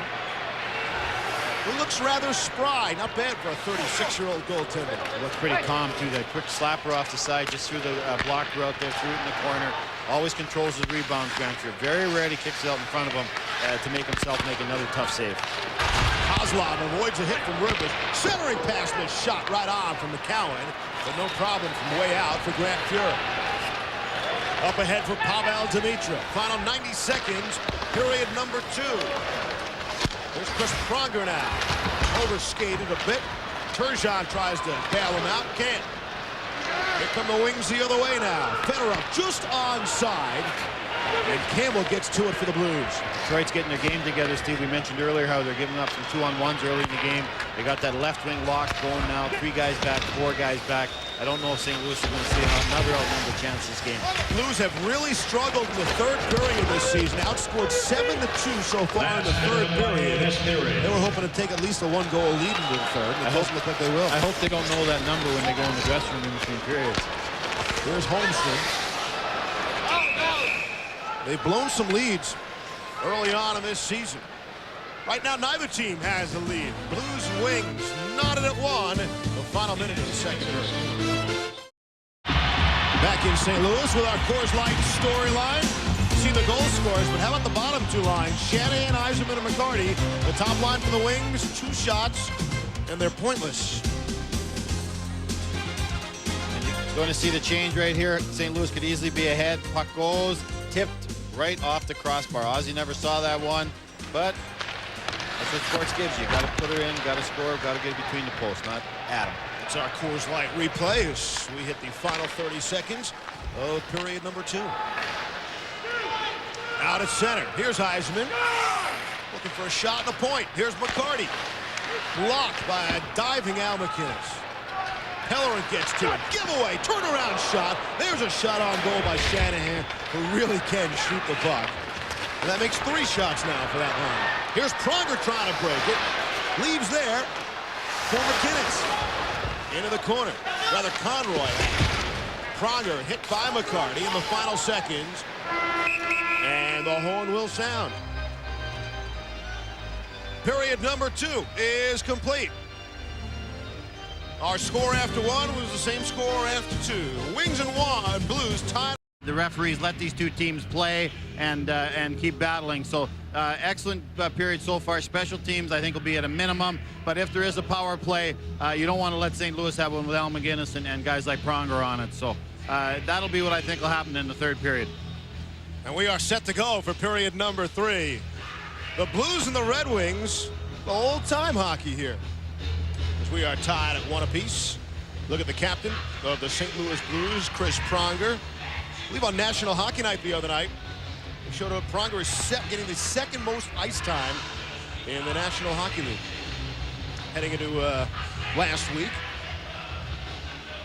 And an interesting line starting for the St. Louis Blues. They go with Eastwood centering Chase and Twist to start the third. Well, it doesn't surprise me. That line has been very good. Plays very hard. Maybe they can get it in, dump it in, do some forecheck, and create a turnover. So, again, rewarding the tough guys. It's good to see. Anders Eriksson back inside his own zone off for Aaron Ward. Pass out ahead at center. Al McInnes has for the Blues. Nearly picked off. Chase flips it the other way. And there's Tony Twist, stood up by McCarty. Right here, Mac. And is back behind the line for Rivers.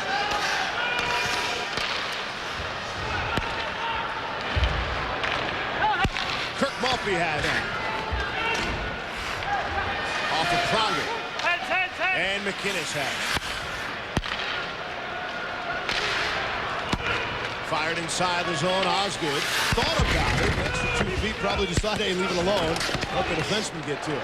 Eisenman is swung around. And the Red Wings able to clear with Martin LaPointe. Lets it go from way out, and that is stopped by Grant Fury.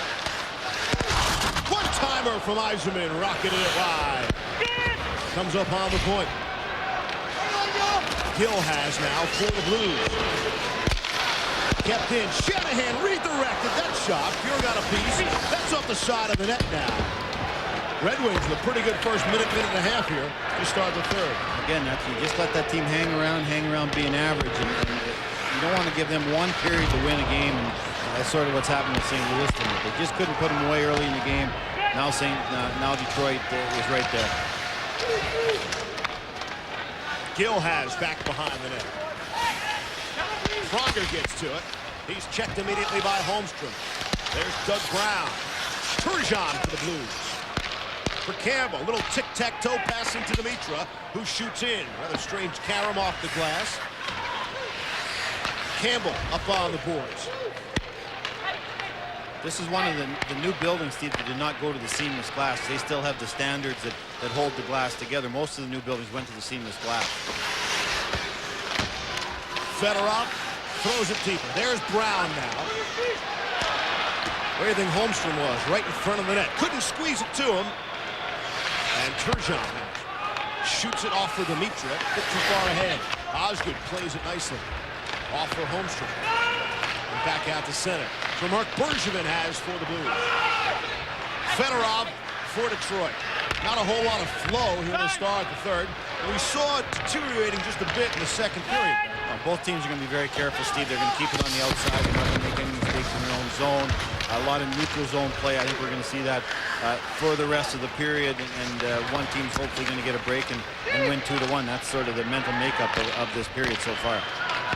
Red Wings are in a stretch where they'll play 9 of their 12 games on the road. And they're also in another stretch, Barry, that hasn't played 3 games in 4 nights twice. We'll see what happens here in the third as Courtnall was taken down across the line, but it's offside. 16:53 to go here in the third. We remain tied at 1. Hey, we're the McKenzie brothers, eh? And we're here to stop a heinous crime. Yeah, they're sending Molson Canadians south of the border instead of our house where it belongs. But we got a plan, eh? Step out of the truck, please, sir. We offer a complimentary breakfast and 3 donuts, eh? How about a little deodorant for those long, stinky rides? Au revoir, eh? Try putting it in low, eh? What do you think I'm doing? I'm gunning it. Like winter conditions. Well, ladies and gentlemen, there's the best bench in hockey, led by the best captain in hockey. A lot of weapons there, toughness, size, skating ability, talent, courage. That'd be a nice place to stand behind, I can guarantee you that. Good job, security, stand behind that bench. 9-time Stanley Cup winners, the Detroit Red Wings, 3 times back-to-back. And they attempt to become the 6th team in history to win 3 Stanley Cups in a row. Can they do it? A lot of people feel they can. Shot inside that Detroit zone. Somewhat surprised we didn't see Kevin Hodgson tonight, with Osgood playing last night in Florida, although he wasn't tested much. Only had to make 16 saves last night. And they're also carrying Normie Miracle. They got 3 goaltenders. Normie went down for a conditioning program down in Adirondack. He's back now, but hasn't got into a game. And he's a great young goaltender. So they've got 3 goaltenders now on this team. Murphy tried to feed it through to Kozlov. It was broken up. But granted, it's early. Osgood's numbers, Barry, are phenomenal. A 1.29 goals against, a 945 save percentage.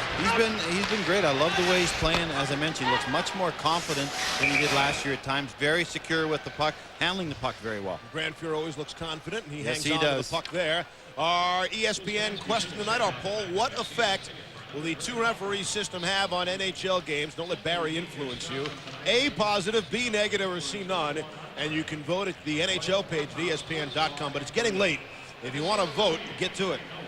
And right here, you're going to see on the 2-referee system what's going to happen this season. Each team plays 10 home games, 10 road games with 2 referees. 1 referee covers deep into each end zone. The back referee monitors line changes and what happens behind the play. Both referees call penalties, but they try not to call penalties in the other referee's zone. So those are a couple of things that are going to be happening with the 2-referee system. I thought the most interesting change, Barry, was referees no longer drop the puck for face-offs or after goals. Although I thought one of the referees dropped the opening face-off tonight, but the literature I read was that was one of the few changes. The referee no longer would drop the puck for any face-off. It makes sense not to have them because then they can watch the play away from the face-off. So that is really a call that makes sense to me. McAlpine hit by Kosar. Riesner tried to split through and could not. And it's deflected out of play and into the crowd. 15:22 to go here in the 3rd period from the Kiel Center in St. Louis. I think they came up just shy of a sellout tonight. They have sold out 19 of their previous 21 games. Steve Levy along with Barry Melrose. The scoring all coming in the first, really in a 3-minute span. Scott Pellerin at 10:01 of the first, Dougie Brown at 12:46. And that gives us a 1-1 hockey game. And really, apart from those chances of the last period and early in the 3rd, there hasn't been many chances. Both teams have tightened up defensively. Neither team wants to make a mistake. So we're going to see a lot of play in the neutral zone, and probably a mistake by a defenseman or a bouncing puck will be the play that creates a goal. Draper throws the check. Chase steps into his man. Here's Mulvey, lets it go, and Fuhrer hangs on. And we get the whistle. Both goaltenders are about the same size, which is rare today, having 2 small goaltenders on the ice at the same time with all the giants that are playing goal in the NHL. But they both are very aggressive. They're both out above the crease when they make a save. That's a sign of an aggressive, confident goaltender. A goaltender that's back in that blue area, that means he's doubting himself and he doesn't want to get out too far. But both these guys are really, really confident in their style. Biggest difference really is the age, Barry. It's 10-year age difference, 36 to 26. But you're right, as usual, both are 5'10". Both have cups. Both handle the puck pretty well. Both are very, very quick. Look at the numbers since '95. 101 wins, 93, 3rd, 5th. Great goal. And most importantly, Barry, both have won Stanley Cups. That's the only thing that really counts. Yeah. Numbers don't matter until you win that cup, and these guys have proven that they're big-time goaltenders by winning the cup. Chris Osgood with the weight of the world on him last year. And Grant Fuhrer, of course, 5 cups for the Edmonton Oilers. Here's Pronger now. Under 15 to go here in the 3rd. McCarty slip. Is there any better line in the NHL, Barry, than Yzerman, McCarty, and Shanahan? They have really the 3 qualities you look for, and all tremendous at it. No, they got everything. They got size. They're all good size. They got toughness. McCarty. Shanahan at one time was one of the best fighters in the NHL, so Yzerman's always going to be protected. And they can score, so that line is got everything, and they care about defense. So that line, as you mentioned, probably is the best line in hockey right now. St. Louis Blues, they are trying to get around not having Brett Hull, and you see the offense. and it's obviously down. You know, I asked Joel Quenneville about it. I said, look, how can you say you've lost the two key players, Hull and Duchesne? How can you say the team is better? And he was refreshingly honest, Barr. He said, he didn't say the team is better team concept. He said, look, we had 6 unrestricted free agents. What's a team to do? What would any team do? And they made their big play for the guy they felt was most important, and that's Al McInnes. And I agree with that totally. I think if you're coaching and McInnes can play 35, 40 minutes a night, you see what he adds to this team, kills penalties, plays a power play. So they're not rich enough here to keep all 6, so they have to make some tough decisions, and tough decisions losing a guy like Brett Hull or Duchesne. So I think they made the best of a bad situation. And again, if this team is going to be successful, they're 500 right now. The Courtnells must have a good year. Jimmy Campbell, players like that must have a good year. But I think the key is, and again I'll mention, is Pierre Turgeon. This guy is their most talented man. He must have a big year for this team to do any damage. Back inside the wing zone. Off that faceoff. Here's Yzerman now. And he moves ahead to center and across the line. And across the blue line. Yzerman, fancy move. Shanahan lets it go. And a sprawling save by Fuhr. And McCarty was inches away from a rebound. And a hard check thrown by McCarty.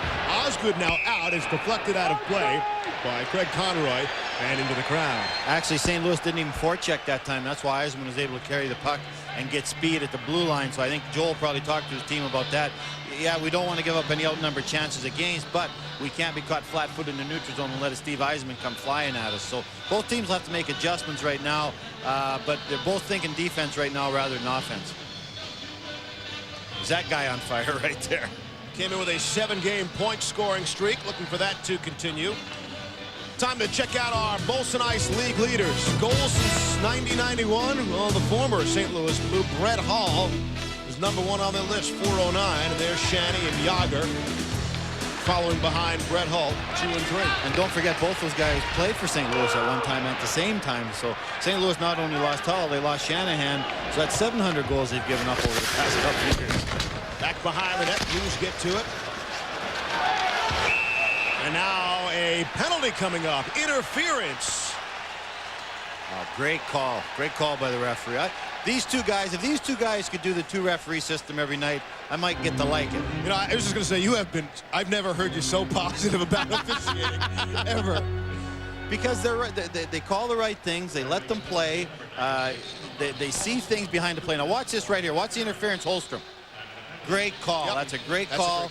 And he got it right off the bat. Even on the goal that was disallowed by St. Louis, it could have went either way, but they're both decisive, and they made the call at the same time.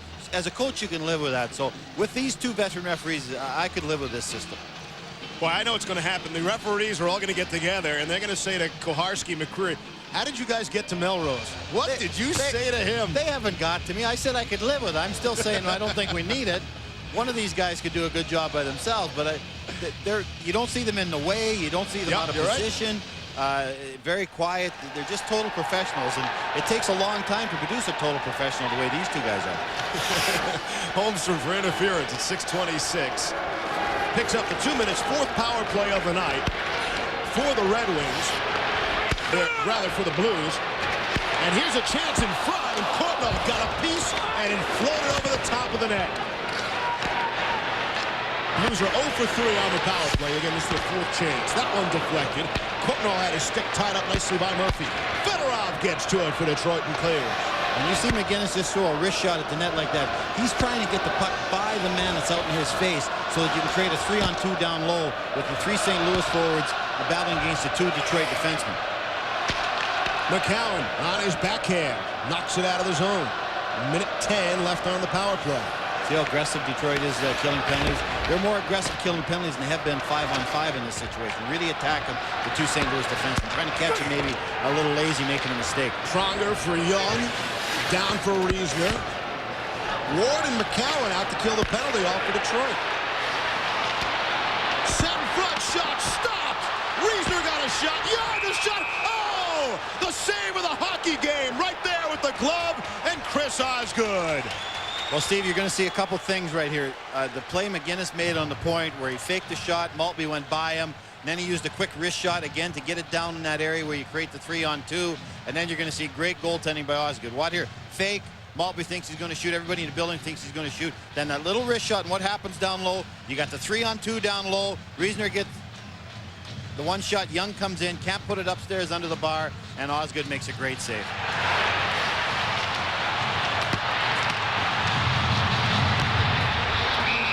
Flashes out the glove. Yeah, flashes out the leather, man. Flashes out the leather. Scott Young. Story of his career so far. Well, Beezer stones him the other night in the Philly game, and Osgood stones him tonight. So Scott Young will be having some nightmares when he goes to bed tonight. Young, his third shot tonight, now 18 on the season.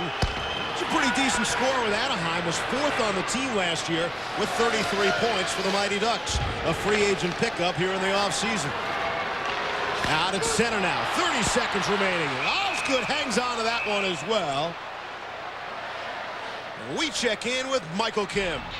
All right, Steve, we just saw Chris Osgood with a nice save. Well, 10-10-220 takes us to the Canadiens-Bruins game. Byron Defoe with a nice save himself. He had 22 stops on the night, including this one off Bryce Savage, who scored the Habs' only goal. Denied here. 1-1 your final. Back to you, Steve. Michael, thank you. We'll see you on NHL tonight after the game. Speaking of great saves, and Scott Young just getting ripped off left and right. Man can't buy a goal. We flash back to the other night. The Blues and Flyers on Tuesday night, right there. And the whole net, and Beezer just got it up back. Well, he just couldn't get it up under the bar right there against a goaltender like Beezer. You can't give him any chance at all. It has to go right upstairs. Same thing tonight. Osgood's down. Young gets it, but now this has to go right up under the bar. 50 goal scorers, Steve, put that right up under the bar. A guy that gets 20 puts the odd one into the glove, and that's what's happening with Scott Young right now. Maybe a little tight, a little nervous about not scoring, and he doesn't quite have that touch the way he used to. He's got to feel some of that pressure. He's really their only free agent acquisition. You lose Brett Hull, you replace him with a forward. Scott Young's got to feel some of that pressure. And I love that acquisition this summer because not only can he play right wing with a big shot, he can also play point on the power play. So you really added like two different positional players in a deal like that. So I think that deal will pay benefits. That is a good deal. Scott Young's a heck of a hockey player. Campbell trying to get to it for the Blues on the forecheck. Final seconds of the power play. Dimitra behind the net. Loses. Murphy gets to it. Holmstrom out of the box. And the Red Wings have killed it off. Eisenman drop pass. Just onside. McCarty's centering pass as McCarty was really hit by Rivers. Eisenman back inside his own zone, and the Wings look to regroup. Coming up on 11 minutes to play here in the third.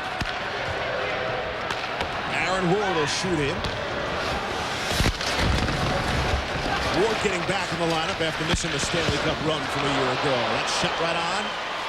And Fuhr the stop, and that leads to the Blues offense. They'll transition out of St. Louis now. Gill tried to force the issue at the Detroit Blue Line, unable to do so. Now is a tough save because of the extra 2 feet now with that new rule. Grant went behind the net and played it, but an extra 2 feet farther makes him slower to get back to the net. Thus, he had to come out and make a leg save when last year it would have just been a casual save. He'd have been there in plenty of time. Ward takes his man out perfectly. Wings get to it. Lariano apparently took his eye off the puck as it jumped on him a bit. Pronger gets to it for the Blues. Gill trying to split the defense, and they were offside. Offside at the Detroit blue line. As you know, Saturday is Halloween. They're getting ready, carving their pumpkins here in St. Louis. Back in St. Louis, looks like she's done carving, Bear. What do you think? Hey! I think she spent a lot of money on acting lessons personally. She's got to be from LA. Hollywood. Truth be told, Barry spent his free time carving that up tonight. And we just handed it to her. It's shot inside the St. Louis zone. McCowan lets it go up high. Fuhr shot stopped, and the rebound went wide. At center now. Here come the Blues back the other way. Wings have really picked it up here, man. Well, again, they got to win 10 minutes. They got to win 2 points. That's not too much to ask for a team that played last night. Now they know that everyone sticks it up. The adrenaline picks up, and you will see them jumping. Just onside at the St. Louis blue line. Eisenman in the front of the net.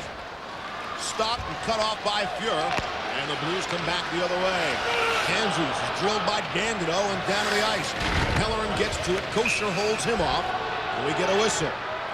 And this is where, Steve, I think a great coach like Scotty Bowman really makes a difference. 10 minutes left in a tie game, who he puts out against who, maybe mixes the lines up a little bit, leaves a line, double shifts Eisenman line instead of going with 4. This is where a great coach really makes a difference to a team. Yeah, you can say anybody could coach Detroit and they're going to be successful, but Scotty in the playoffs and in games like this, 9 minutes we can win a game, this is where he really shows his greatness as a coach, I feel. When the Red Wings polished off Florida last night, that marked the end of a stretch against the East. And check this out. They'll play the first tonight of 18 consecutive games against their brothers in the Western Conference. That'll be some tough hockey for the Wings, but looks like they're prepared for it. They can handle just about anything. Except maybe this giveaway. Here's Jeff Courtnall and shot. Hit the post. Penalty coming up. Hit the post. And a penalty coming up. And it looks like a penalty shot. A penalty shot coming up in St. Louis. And I'm going to be a referee booster again. This is the right call. Courtnall's clearly in. That's one of the prerequisites on a penalty shot. And his shot is totally altered by the hook. This is a great call by the referee. Man, I'm on their bandwagon tonight. They haven't made any mistakes tonight. The puck has been placed at center ice with 9:17 to go. Here in the third period, Jeff Courtnall will get set to take a penalty shot. Courtnall has had 3 career penalty shots. He scored one of them on Jeff Hackett of Chicago back on December 13th of 1996. Chris Osgood will get directions from Don Koharski. Bill McCreary giving the word to Jeff Courtnall. Osgood's numbers on penalty shots. He stopped 3 of 4. So he's at 75% on penalty shots. Courtnall's at 33%. Something's got to give. It favors the goaltender. A penalty shot favors the goaltender. Here we go. Jeff Courtnall on Chris Osgood. Score!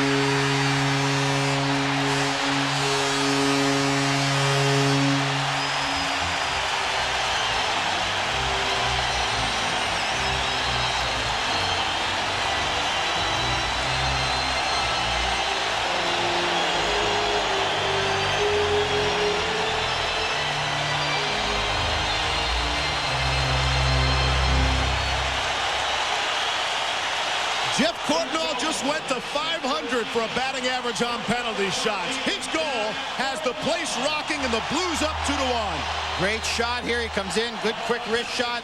And Osgood gets part of it with his shoulder, but it's such a good shot. It goes over his shoulder, through Osgood almost, upper shelf. Watch this. Comes in. He puts the puck in the middle of the rink. See how the puck is right in the middle of the net? And a good quick wrist shot right over the shoulder of Osgood. Like I said, a penalty shot favors the shooter. Heard Bill and Gary the other night talking about on National Hockey Night. And Billy was only half kidding about they should award penalty shots for guys when you're offside. I mean, the idea is to get more penalty shots into the game. And what an exciting moment here tonight in St. Louis. Jeff Courtnall puts the Blues ahead 2-1 on the penalty shot. Out of center ice now. The crowd is up. Let's fire around. Osgood will play it for Larry Murphy. Murphy is checked hard by Riesner. Young has behind the net. The Blues have picked it up. Rivers shot right on Osgood through heavy traffic. Made the stop. And a hard hit by Young flattens Holmstrom. Rivers misses his check. Fedorov might have gotten a piece of him with a stick. Fedorov picks up the loose puck now. Hits the brakes. He's put down on the ice and hard by Riesner. I love this for St. Louis, Steve. They came out and they attacked Detroit again. I was a little worried that they're going to try and sit on this game and win it 2-1. But they came out, went right after and finished some checks, threw it in, did some forechecking. Great shift for St. Louis. Whistle. Puck is covered up just outside the blue line underneath a pile of bodies. Jeff Courtnall, penalty shot goal, has given the Blues a 2-1 lead. Penalty shot fever has gripped St. Louis, Barry. Well, what happens here, Courtnall gets into a foot race with Ward. Ward isn't going to win that race. He has to haul him down. And right here, great shot. Look at that bend in that stick. That torque goes right in the top corner. Excellent goal. I was going to say, are you in favor of a deke or a shot on a penalty shot? You must be clairvoyant, because I was going to say that I really like a guy going in and taking a shot. It just seems goalies now with their size, and they just seem to eat you up when you deke. Get a shot and put it in an area and make them make a save. We're clearly spending far too much time together. The Blues get to it and try to clear. Able to do so. Dimitra couldn't get to it. And the crowd getting on Osgood just a bit. When this game started with the Wings in the home uniforms and all their fans, I thought it was the Detroit home game. Now it's changed back to St. Louis. Shot from Kozlov. Rocketed high off the glass. 7:18 to go here in the third. And Jeff Courtnall has given the Blues a 2-1 lead. Courtnall was one of the free agents, Barry. We were talking about Joel Quenneville said they had 6 of them. Can only keep a handful. Courtnall's one of the guys. Well, Courtnall's a lot cheaper than Hull, and this guy can score. He's at 630 goals seasons, as you see there, but he's also he's really a nasty guy to play against. He'll hit you. He'll draw penalties. He gets under your skin. Plays hard most nights and continue to score at a pretty high level. This is only his second goal this year, but this guy's a very good hockey player. St. Louis had some tough decisions to make, and Courtnall's one of the guys they wanted to keep. He's in his second stint with the Blues, 16th NHL season. He's been to the playoffs 14 straight times. Won a cup, but that was a long time ago. As a member of the '88 Edmonton Oilers. Inside the Detroit zone, Conroy gets to it. It's picked up, and a shot from the angle. Osgood hugging the post on Scott Pellerin. Under 7 to go here in the third. Fired in. Chris Pronger gets to it, reverses the flow a bit. Up for Pellerin. Cross ice for Conroy. Trying to get him on the break. Shanahan and Conroy go there together.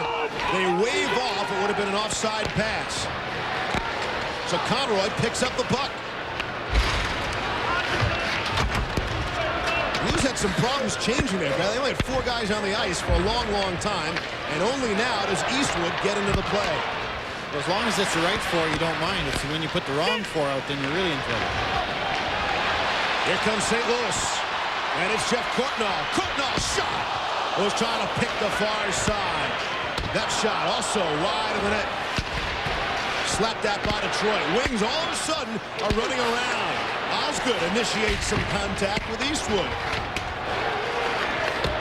Steve, Courtnall's wrist shot's very underrated in the NHL. That's how he scores most of his goals, and you saw that quick wrist shot off the point right there coming down the wall, the off ball like Messier does.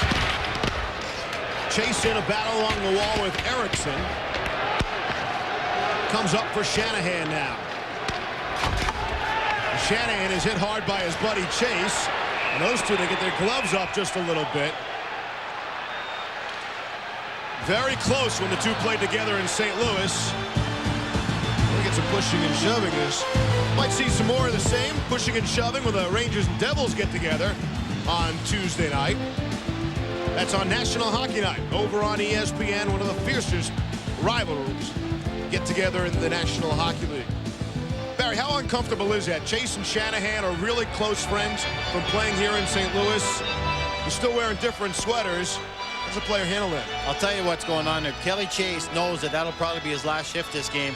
And if he can take Brendan Shanahan off the ice for any length of time, a 2-minute minor, a 5-minute major fighting, he'll do that, and he should be given first start of the game if he can do that. Shanahan leaves the game for 5 minutes or 2 minutes. They lose him, the top scorer in the NHL. That would be a really key play for St. Louis, and that's what Kelly Chase was trying to do. Just trying to instigate, get Shanahan off the ice for a period of time. But Shanny's too smart for that. He didn't bite.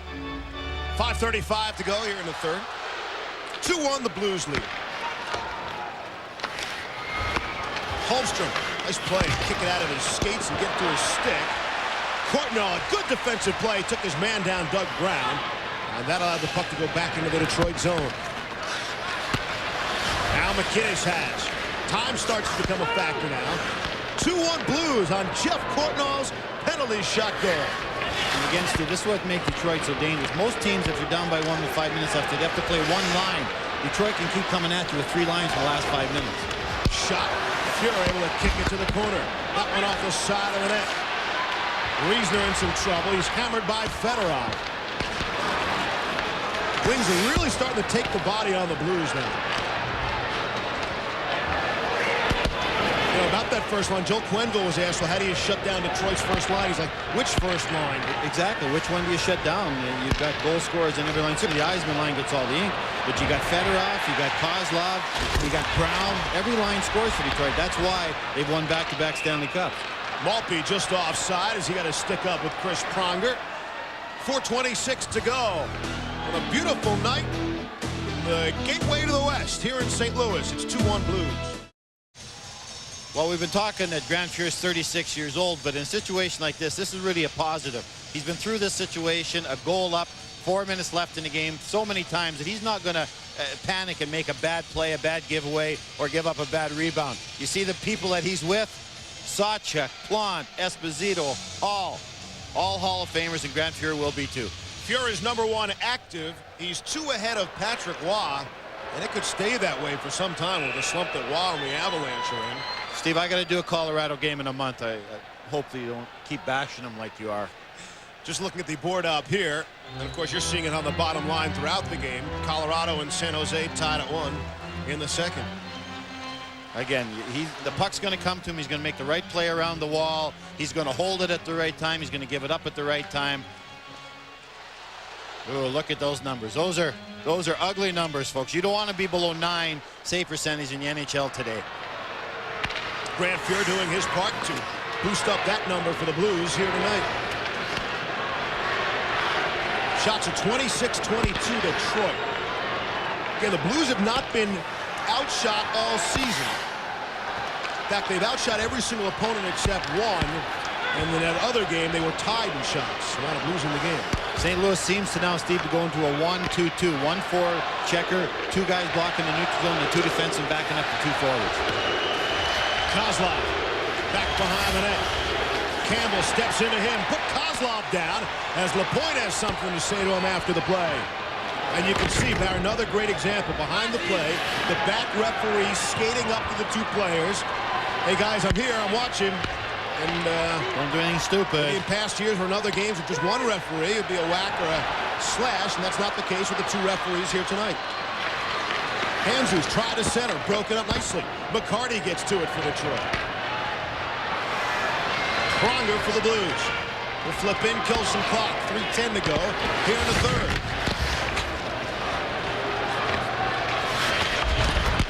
McCarty spins it out to center.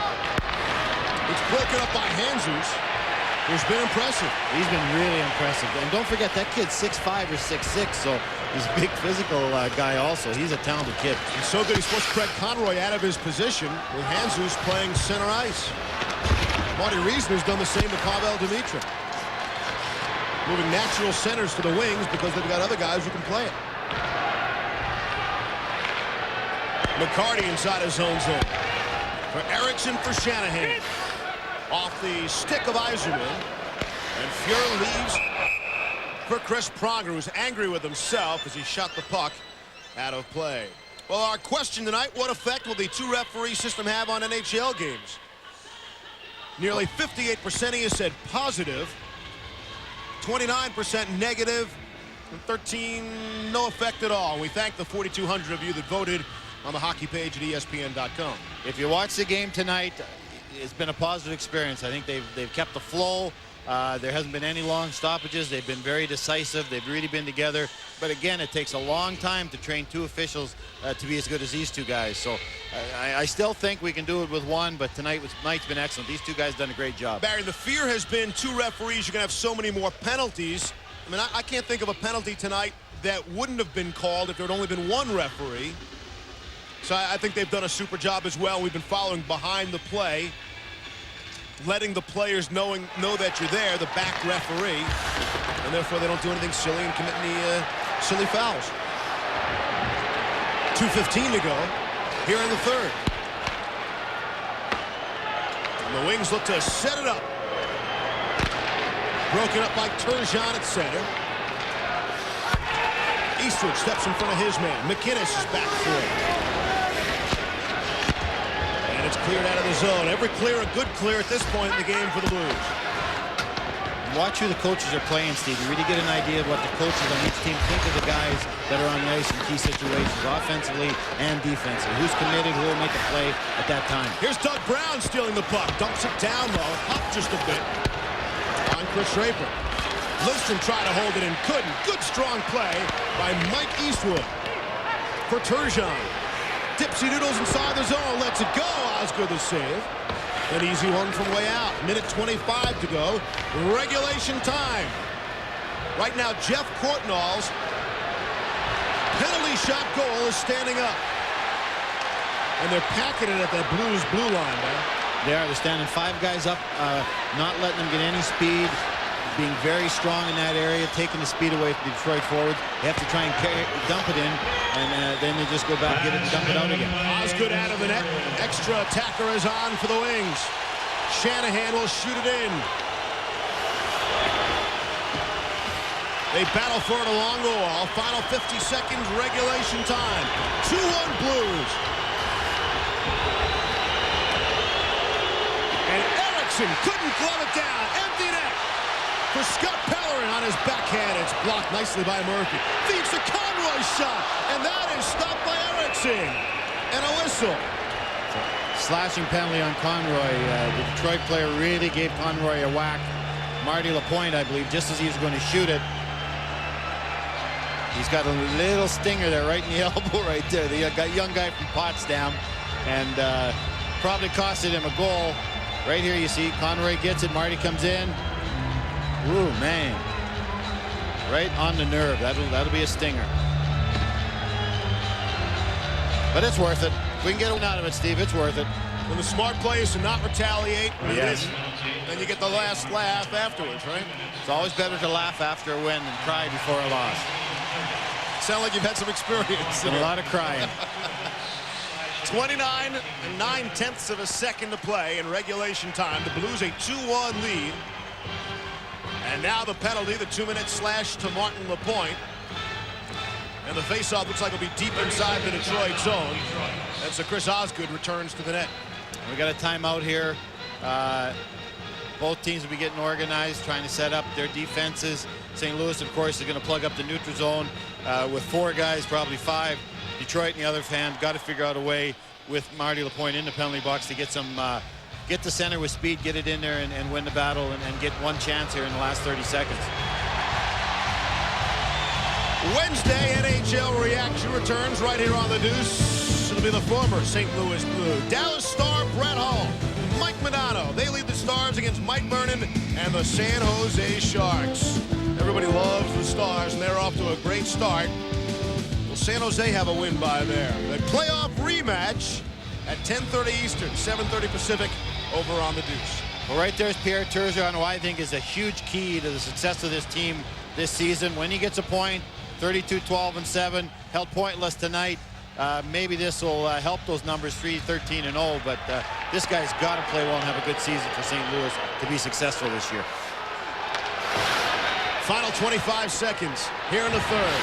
Osgood remains in the net, and we heard the whistle, and Conroy nearly upended by Osgood, and now skates by. Red Wings a little feisty. They don't like being down 2-1. They're not used to it. That's the problem. But I really like the way St. Louis has played since they got the lead. They haven't sat back. Right here. Arm goes up. It's offside.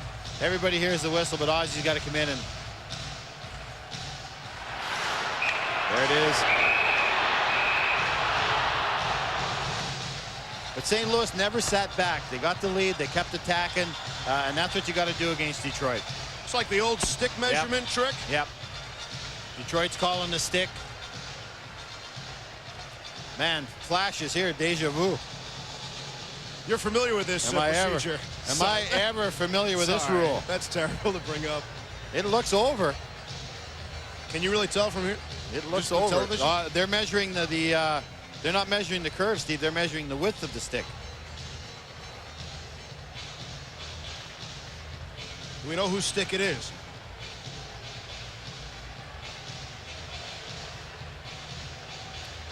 Because the stick cannot be too wide. There's guidelines about how wide a stick can be from the top to the bottom, how wide it can be. So it's illegal for that reason, or it's good. They're not taking it away, so it backfired. It was Al McGinnis' stick. Actually, McInnes gives it to Handzus, I think. Oh, no, it was Handzus then. That kid just breathed a sigh of relief, Steve. The ruling, Bears, the blade of the stick shall not be more than 3 inches in width at any point, nor less than 2 inches. And so evidently it fell in between those guidelines. And when you call it, you can either call for the hook, depending on the size of the curve, or the width of the stick. So they called the width of the stick, and it was fine.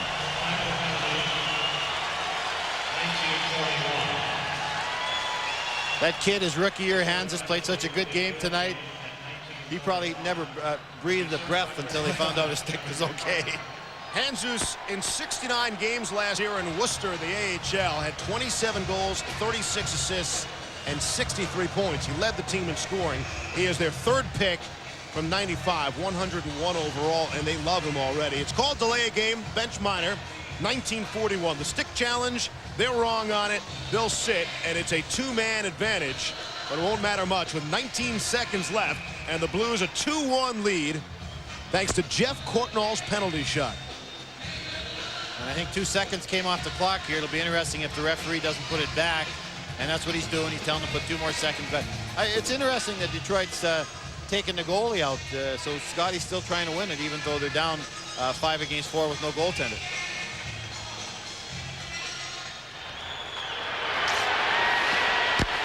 McInnes scores! Al McInnes from way out. And that'll put the final clamps on this one.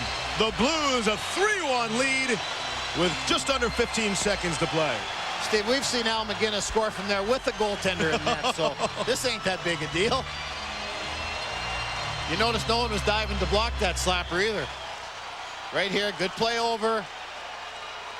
Al says, I can take a shot at this. Right in the heart.